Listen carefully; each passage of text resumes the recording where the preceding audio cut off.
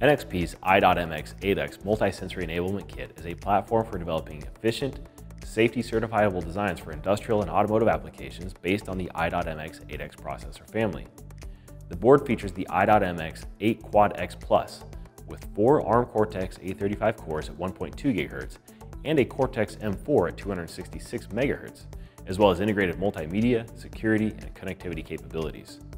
The MEK board includes NXP's MMPF 8100 PMIC, LPDDR4, eMMC, and SPI flash memories, an SD card slot, an Ethernet port, and a USB Type-C port.